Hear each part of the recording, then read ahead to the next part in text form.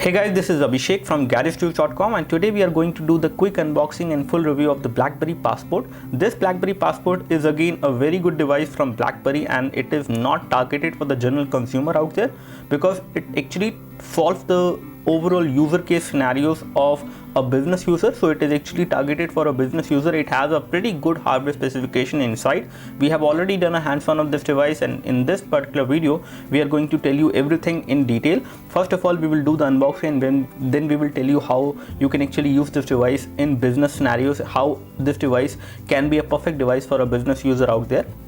This is how the package look like. As you can see, we have the Blackberry branding over there and the phone name of the phone mentioned over here, and at the back side we can see that we have some more information again written in different languages.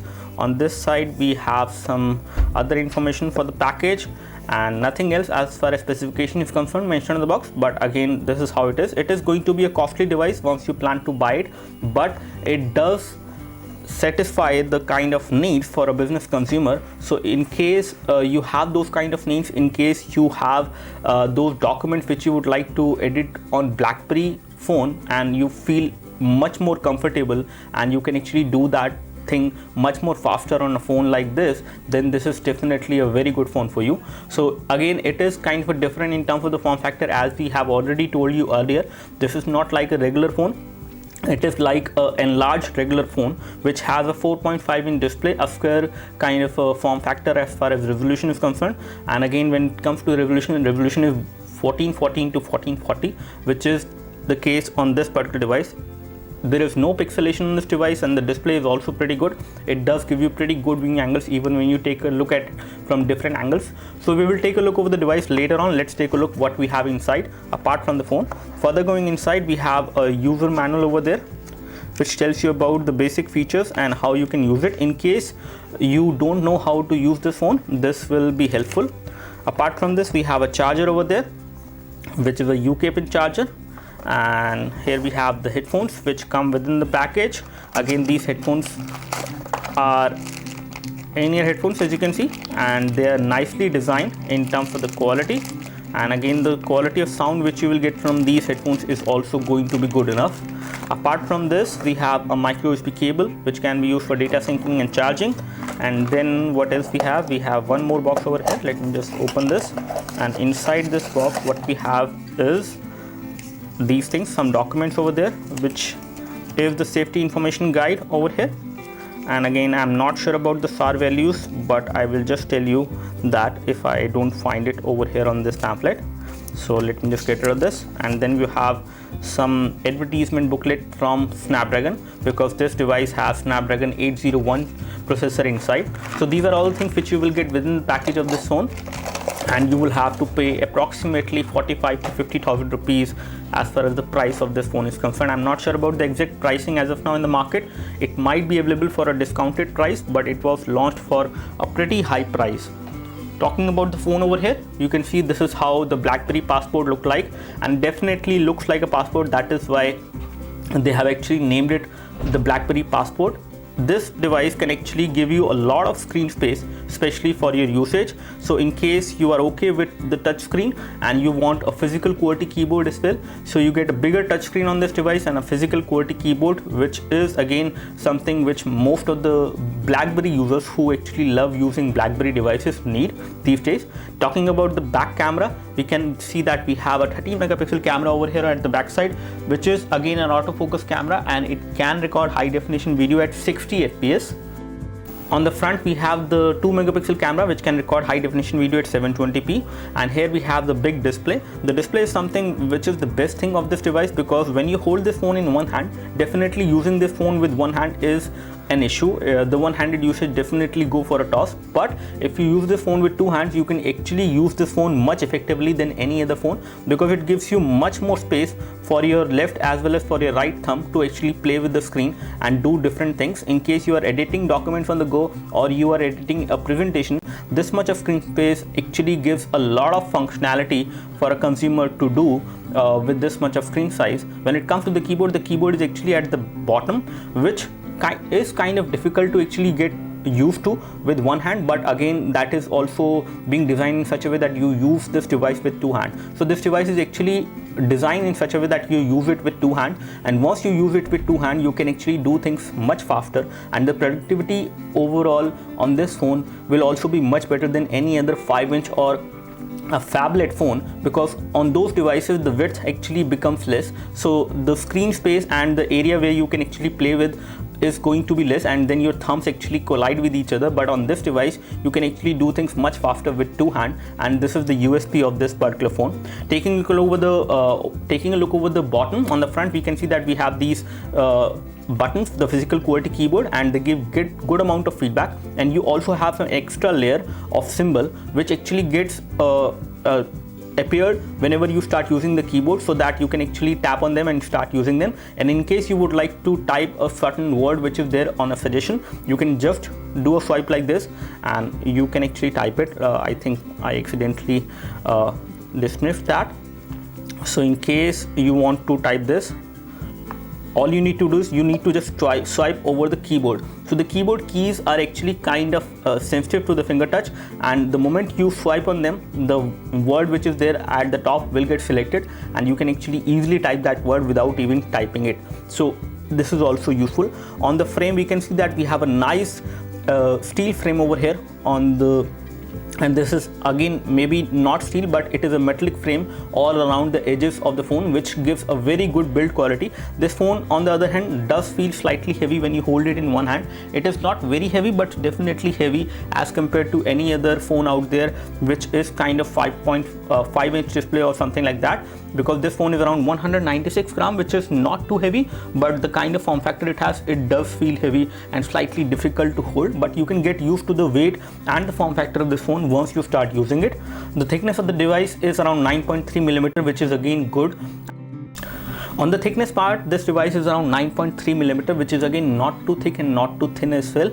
And they have make sure that on the back cover they have rounded edges, so that you can actually easily hold this phone in one hand. And because of the matte finish, rubberized matte finish back cover on this device, you can easily have a very good grip once you hold this device in one hand. And this is the case. And at the top they have make sure that you can remove this part and insert your SIM card and SD card. So you can expand the storage on this device by inserting a micro SD memory card up to 64 GB, and then you have a SIM card slot which will accept a nano SIM, I guess. I'm not sure, but it should be a nano SIM.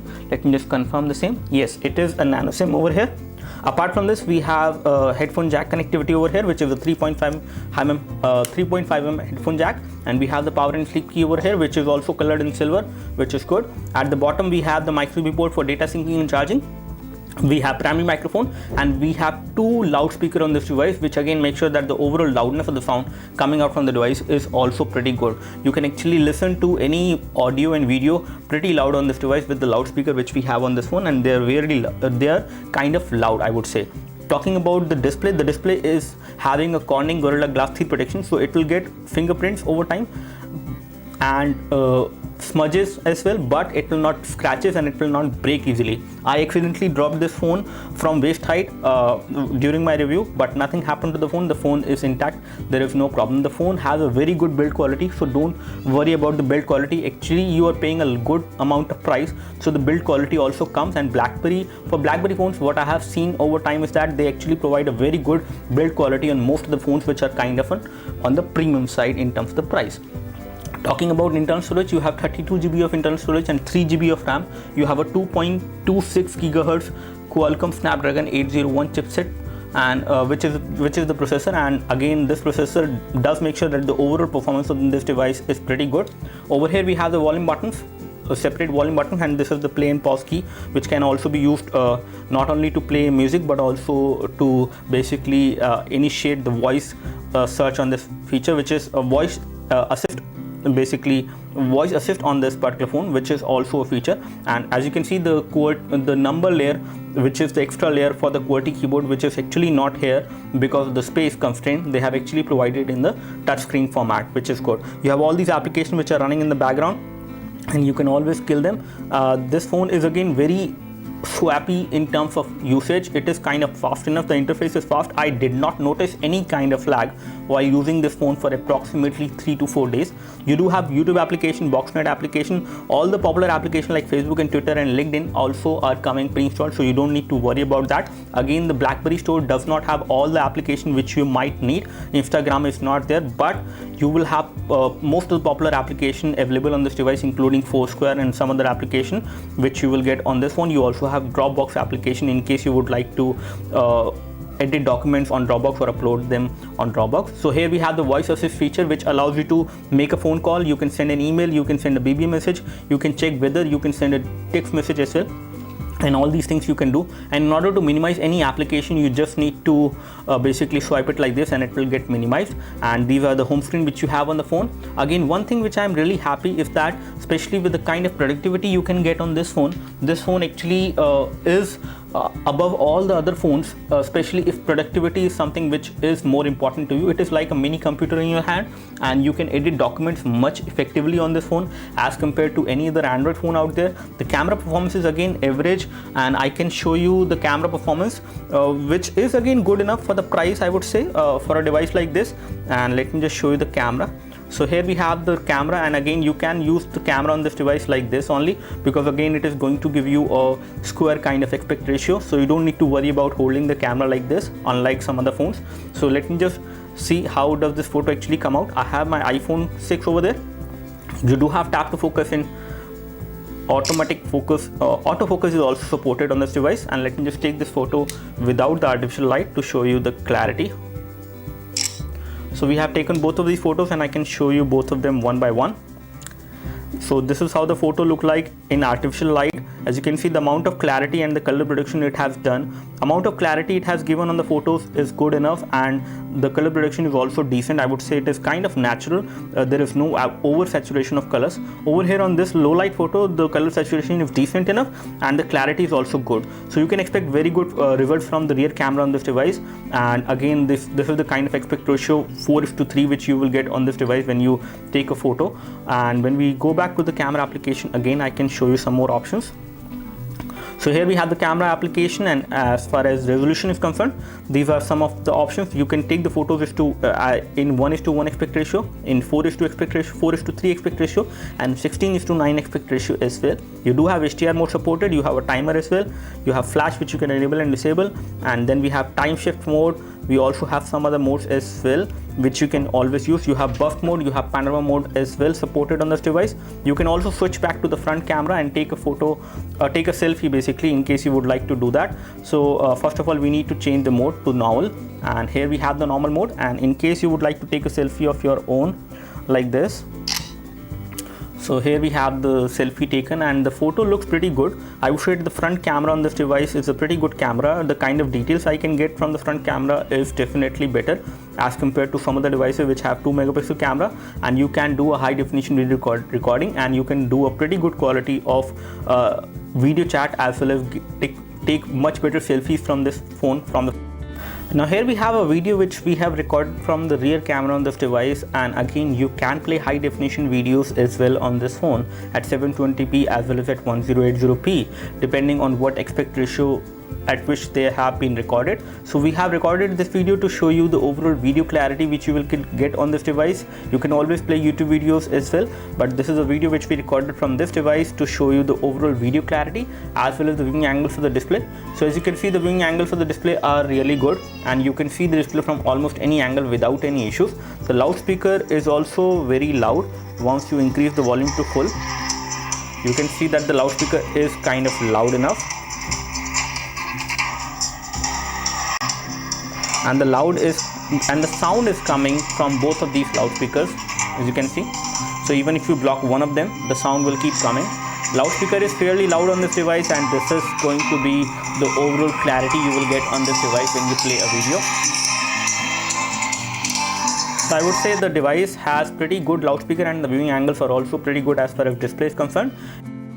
The battery which we have on this phone is 3450 milliampere hour battery, which is kind of high, I would say, and it can easily give you 1 to 1.5 days of battery backup. It can also give you around 2 days of battery backup depending on your usage. This device is also pretty good in terms of the overall UI customization which they have done, and they have optimized the UI so that it can actually use the battery effectively, and you can get around 2 days of battery backup as well from this phone without charging, which is good. So all in all, this is a pretty decent phone, but definitely it is not targeted for the normal consumers out there. It is actually for the business consumers, and it does satisfy a lot of needs for the business consumers in case anyone who would like to use BlackBerry and they would like to be much more productive, and especially whenever you are on the go and you need a device which is kind of portable, which can be used just like a computer. You have a pretty big display on this device with which you can do a lot of things. You can edit documents, you can actually edit presentation, you can edit Excel files and do almost anything on this phone which you do on a PC